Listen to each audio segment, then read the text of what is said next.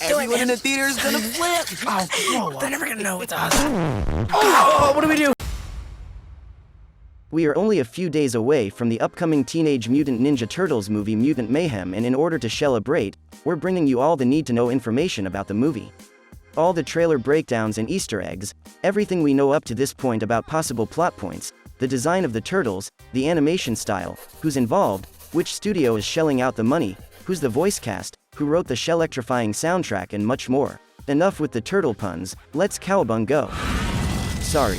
You guys are perfect. The movie's full title is Teenage Mutant Ninja Turtles Mutant Mayhem, and it's set to hit theaters on the 2nd of August. An unfinished cut of the film has already screened at the Annecy International Animation Film Festival in France, to a standing ovation and rave reviews. So we're likely in for a real treat.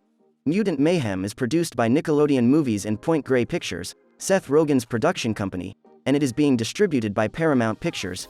Heroes in a half shell. Turtle power. Jeff Rowe will make his directorial debut, having previously received writing credits for Gravity Falls and Disenchantment. His co-director will be Kyle Spears, who has worked on several Nickelodeon projects, like We Bare Bears, The Mitchells vs. the Machines, and Amphibia. Serving as executive producers will be the triad of Seth Rogen, Evan Goldberg, and James Weaver.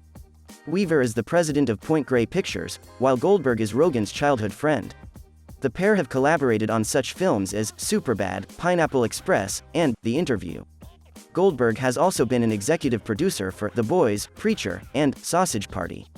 Rogen, Goldberg, and Rowe share writing credits, along with the duo of Dan Hernandez and Benjit Samit, who also worked on Detective Pikachu, The Addams Family 2, and The Tick. Heroes in a half shell. Turtle power.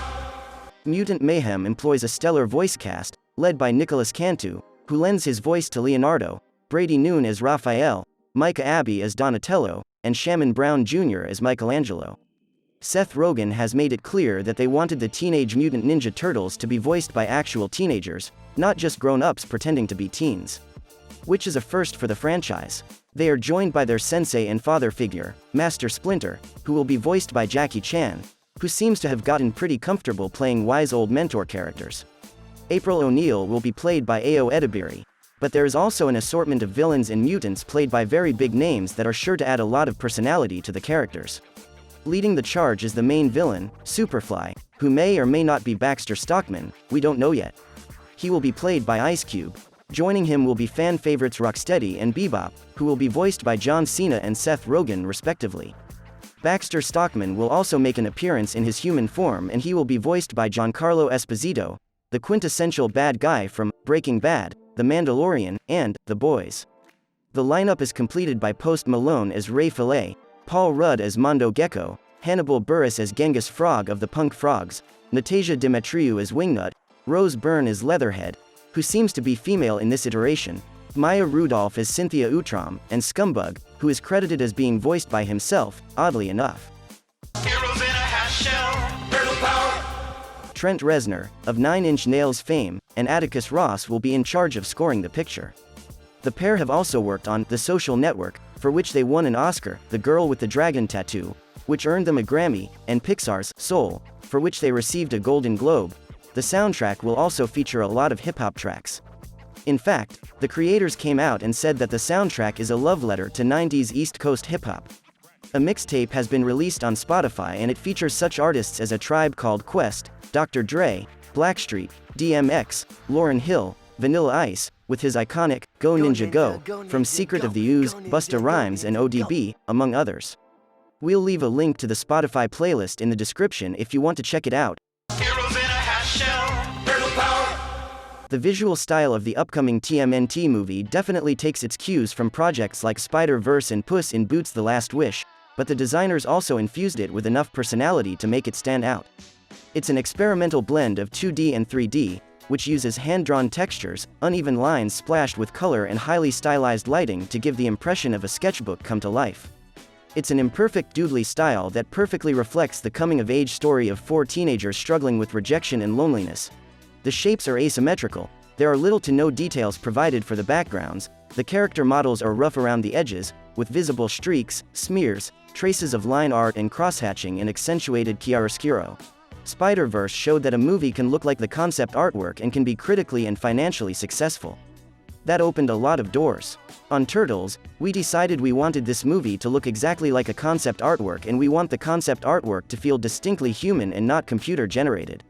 And that means sketchy and imperfect and misshapen, reminiscent of the way you draw when you're a teenager and your passion and enthusiasm for making art hasn't been dimmed by formal art training. Jeff Rowe, just like with Spider-Verse, they dropped the frame rate to give the impression of stop-motion animation. New York City is such a big part of the Turtles lore, and it really shines through here. Unlike in Spider-Verse, the Turtles version of New York looks grittier, grimy and grungy. It's an urban jungle, it's a mess. And the rough style really brings out the personality of the city, giving it its unique visual identity and turning it from a passive backdrop into a full-fledged character. Graceful Disaster made a brilliant video where she delved deep into the art style and identified some of the people who worked on this. If you're interested to learn more about this particular visual style, you can find the link to her video in the description. Also included is a link to her list of TMNT artists. She did an amazing job and it's worth checking out. In any case, visually, Mutant Mayhem seems to be way more than just cash grab nostalgia bait, but a genuine labor of love, with its own unique visual style crafted by a cohort of amazing indie artists. Speaking of artistry, it's time to take a look at the design of the Turtles themselves, their allies and the enemies they encounter. Heroes in a half shell, turtle power. Once again, the four brothers will be sporting different shades of green. This was established when the first line of Playmates action figures hit the shelves, so that parents wouldn't feel like they're buying the same figure 4 times. The design looks really good, and it seems to be a blend of the iconic '87 cartoon series and 1990 movie Jim Henson animatronics. All four brothers are sporting the traditional colored bandanas established by the '87 cartoon, but with long hanging ends, just like the movie version. The only exception is Raphael, who is wearing the full head bandana, or the pirate bandana as it's sometimes referred to. People usually credit, or accuse, the Michael Bay movies for coming up with the do-rag bandana, but it is surprisingly much older. The universally hated 1997 series Ninja Turtles: The Next Mutation gave both Leonardo and Donatello similar head covers. Though Donnie's seems much closer to a balaclava, with the fabric extending to cover the neck. But it goes even further back in time than that. In a 1986 issue of the original Eastman and Laird comic book, all four Turtle Boys are seen sporting red full-head bandanas throughout the entire story. It definitely seems to have become a mainstay of the franchise, as this is the look the most recent rise of the Teenage Mutant Ninja Turtles cartoon went with, for both Raph and Donnie. Speaking of mainstays that are making a comeback, the creators of the original '87 cartoons feared that the Renaissance names would be too much for kids to remember, so they decided to write the first letter of the names on the Turtles' belt buckles. Subsequent incarnations thought the designs looked a tad silly, so they decided to do away with them. Instead, the four brothers have usually been depicted either wearing simple leather straps with no buckle, as is the case with all 3 live-action movies from the 90s and the 2012 Nickelodeon series, or a martial arts belt tied with a central knot, like we can see in the 2003 series and the 2007 animated movie. The Next Mutation brought back the inscribed belt buckles, but the less said about that series, the better. Well, Mutant Mayhem will be bringing back the iconic belt buckles. Moreover, it seems like the font on the buckles was inspired by the legendary 1990 Playmates giant-sized figures. Finally, while most modern incarnations of the Turtles have them sporting brown elbow pads, wrist wraps and knee pads, Mutant Mayhem will be taking us back to the roots. The Turtles will be wearing colorful wraps matching their bandanas. Now on to the individual Turtles. Leonardo is the leader in blue, does anything it takes to get his ninjas through, but it seems like he's just growing into the role. This makes sense, as the Teenage Turtles are at the start of their crime-fighting career. He has his traditional blue bandana, with 2 shoulder straps, just like he wore in the 90s live-action movies, as well as the Mirage comics. As far as individual accessories go, he also has a few shuriken, or ninja throwing stars, strapped to his belt. Similar to how IDW Leonardo had some secondary weapons strapped to his belt. His weapons of choice, as always, will be the dual katanas. The handles of the swords are shorter than on a traditionally 2-handed katana, making them more similar to the shorter version of the sword, the wakizashi. The handles seem to be made of carved wood, and the tsuba, or guard, have the words, rules, and consequences, engraved on them. While Leonardo leads, Donatello does machines. So naturally they made him into the geek of the bunch. He's wearing glasses and has a pair of headphones around his neck, similar to Michael Bay Donnie, but without the gaming console controllers and goggles. His belt is doubled by a fanny pack, and we also see him carrying a smartphone. His bow staff seems to be made from the same carved wood as Leo's and Raph's weapon handles, and he has decorated it with various stickers. One of them seems to be Gojo from Jujutsu Kaisen. The Playmates toy bow also features a set of kanji characters. Raphael is cool but rude. He is definitely the hot-headed scrapper of the turtles, which is made evident by his missing tooth and his scratched-up plastron, our front shell. Kind of like the Nickelodeon Turtles, where Raph's plastron was cracked and bruised. To drive home the point, his belt buckle is also held in place with duct tape. His weapons also bear the scars of battle, as they are more chipped and cracked compared to his brother's weapons. His left sai also seems to be taped up, probably the result of past breakage. The handles of his sai are also made of wood, with some interesting criss-cross patterns carved into them. Finally, his belt also supports a pouch, which earns him a 1 out of 10 on the Rob Liefeld scale. Michelangelo is one of a kind, and you know just where to find him when it's party time. As the comic relief of the group, Mikey's head is a bit disproportionately large compared to his body, a fact which he even comments on in the trailers, funnily enough. Mikey will have braces, further cementing the fact that he's the youngest of the 4 brothers. His nunchucks are made of the same type of wood as his brother's weapons, and he has personalized the handles with stickers of a smiley face, a slice of pizza, and a dinosaur with sunglasses. Master Splinter seems to have gotten a more comical take than we're used to from previous incarnations. He's wearing a worn-down t-shirt, over which he has a sleeveless robe reminiscent of his old pink kimono from the 90s, as well as a purple belt that is barely able to contain his bulging belly. We also see flashbacks of a young Splinter sporting a glorious mullet. This is a bit strange, since the movie is taking place in our time and the Turtles are 15 years old. So Splinter was sporting a mullet in 2008. Closing off the list of allies is April O'Neil, who is once again portrayed as a younger version, much like the 2012 Nickelodeon cartoons. The creators decided to make her black, continuing on the same path as Rise April and also the original Mirage comics, at least according to some fans. She's going to be wearing a yellow jacket, which is an homage to her traditional jumpsuit from the 90s. She's rarely seen without her notebook, so we can assume she's an investigator. Not a full-fledged reporter yet, but definitely something of a teenage sleuth, kinda like Velma. Kinda like Velma. There. The main villain will be Superfly, who fans have speculated might be a mutated Baxter Stockman. This seems to have been confirmed by the toy release, where Superfly is wearing a similar outfit to Baxter Stockman. However, the latest trailer flat-out states that Superfly is in fact Baxter's son. My dad, Baxter Stockman, he's the one who dumped the ooze down the drain, baby. The showrunners have also rejected the idea that they're one and the same. The original design of Superfly was as a mutated version of Baxter Stockman. Guess we'll have to wait and see. The oversized claw arm and huge compound eyes are certainly reminiscent of the 2012 version of Baxter Stockman. Rocksteady and Bebop are back to their original 90s look, slightly updated and with a few extra accessories. For one, Bebop is carrying a boombox around, and the toys suggest he will also have a chest tattoo. Leatherhead and Ray Fillet are somewhat reminiscent of their 90s design, whereas Genghis Frog is quite a far cry from the original character. This version seems a bit goofier and more cartoony, with an oversized head and a tiny, pudgy body. Mondo Gecko seems like another really fun character. He's not the brightest of the bunch, but he has a lot of energy and seems like a fun-loving teenager. He gives off the same energy as Mikey. I like your vibe. I like your vibe. Abracadabra. Now let's take a look at the trailers and see what we can gather about the plot of the movie. Heroes in a half shell, turtle power.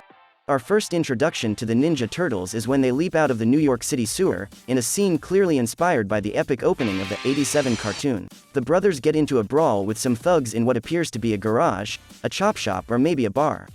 In the heat of the fight, we also get a comic interlude, when Raph's sai accidentally gets stuck in Donnie's leg and the turtles start freaking out. We get another montage with the brothers gearing up for another mission, with Leo twirling his katanas and cross-sheathing them. Donnie also twirling his bow staff under a stream of light from the above world. Mikey is doing some Bruce Lee style posing with his nunchucks. And finally, Raph is licking the blade of his sai, another way of saying he's the one with the most brawn of the team. They emerge from the underground, leaping across rooftops, with Leonardo narrating, similar to how the Turtles were first introduced in the pages of Mirage comics. We also learn that Leo is desperately trying to make everything more dramatic and grow into his role as the leader, with the others not really taking him too seriously. It's very likely that Leonardo's character arc in this movie will revolve around becoming a true leader and earning the respect of his brothers. She sounded like a leader. I do? Oh, I do! Oh, I sound like such a leader! And you ruined it. We also get the obligatory origin story, in which Splinter recalls how he raised the 4 turtle tots. Which, to be honest, just seems like a ploy to sell the cute figures. But hey, that's what NECA did with the baby turtles for the 90s movie too. Now it's time for the Turtle Boys to meet April O'Neil, who appears to be investigating Superfly and his crime spree. They have a bit of banter and the turtles decide to stop Superfly, hoping that will gain them acceptance in the human world. This is a call back to an earlier scene, in which they were chilling in their room, musing about how they'd love to not be outcast and do normal teenage stuff, like go to high school or get a girlfriend. Here their living quarters give us some more details about the individuality of the 4 brothers. Mikey's bunk is decorated with painted stars, kinda like how you would decorate the ceiling of a kid's room. Raph's corner is the messiest, with a lot of junk lying around. Leo has a poster of the Bruceploitation movie, Secret Ninja, starring Dragon Lee, and he also has a dream board where we can read the word, courage. Finally, Donnie sleeps in a tent-like structure, surrounded by piles of books, a globe, a laptop and some keyboards. The turtles come face to face with Superfly and his gang, and it seems like they initially form a friendship with them, bonding over the fact that they share the same origin, in the form of the ooze that made them. However, things quickly sour between them and the turtles are left fighting Superfly, whose plan is to take over the world, believing that humanity will never accept mutants. His plan also seems to involve breeding new mutants. These experiments might explain why he turns into a full-blown kaiju at the end. We also see a special SWAT unit highly reminiscent of Hoffman's Anti-Turtle Squad from the '87 cartoon. There's no trace of Shredder or the Foot Clan in this movie. However, one of the posters for the movie seemed to be strongly hinting at the possibility of seeing the Shredhead in future movies. If we look at the details, we can clearly see the foot symbol, as well as a few silhouettes which could be Shredder, Karai and even a foot soldier. There are also more subtle clues, like the Shredder claw marks in the pizza box. So if Mutant Mayhem performs well, we might just see a sequel featuring everyone's favorite ninja villain. We are only a few days away from the release of Teenage Mutant Ninja Turtles Mutant Mayhem in theaters, so get ready to celebrate. Grab a slice of pizza and get ready for some serious shell-shocking fun. Until next time, cowabunga!